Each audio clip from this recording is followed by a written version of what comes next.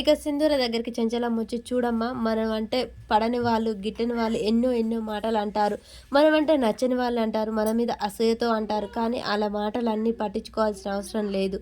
మనమేందో మనం లాగా ఉండటం ఏందో అందరికీ తెలుసు అని చెప్పేసి అంటూ ఉండగానే, ఇక ఇక్కడ ఉన్న చాముండి, భవతి వీళ్ళందరూ మూతులు ముక్కులు ఇరుసుకుంటూ చూస్తూ ఉంటారు. ఇక చెంచలమ్మ అయితే సింధూరకు చెప్పాల్సింది చెప్తారు. చూడు, భూమి మీద ఆశ లేనోడు, ప్రాణం మీద నమ్మకం లేనోడే నీ మెడలో తాళి కట్టాలి అని సాహసం చేస్తాడు.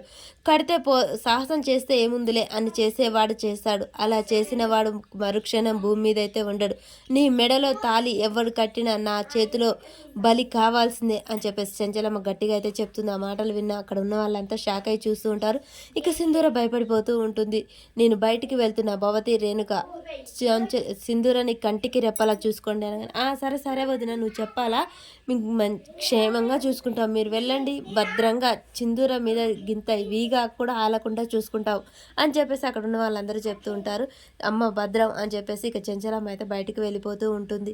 ఇంకా నయం, మీరు ఎలాగో భద్రంగా అని చెప్పారు, ఇంకా వేరే మాట అని ఉంటే మీ పాడ కట్టేవారు అని చెప్పేసి భవతి వాళ్ళ ఆయన అంటూ ఉంటుంది.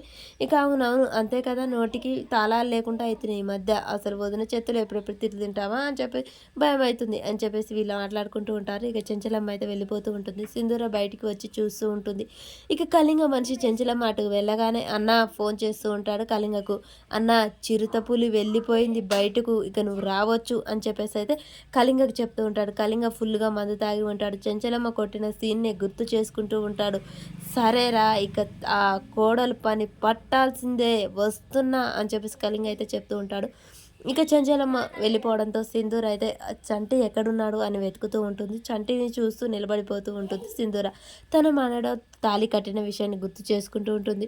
చంటి సింధూర వైపు చూసి, అమ్మాయి గారేంటి అక్కడే నిలబడ్డారు, ఏం చేస్తున్నారు అని చెప్పేసి, అమ్మాయి గారు ఏంటి అమ్మాయి గారు ఇక్కడికి వచ్చారు, ఏమన్నా కావాలా అని చెప్పేసి పిలుస్తూ ఉంటాడు. కాఫీ కావాలా, ఏమన్నా తీసుకురానా అని చంటి అడుగుతూ ఉంటాడు. సింధూర కాఫీ తీసుకురా అని చెప్తూ ఉంటుంది. సరే అని వెళ్తాడు. మరి సింధూర ఇక చంటి మీద ప్రేమిస్తడం మొదలు పెడుతుంది.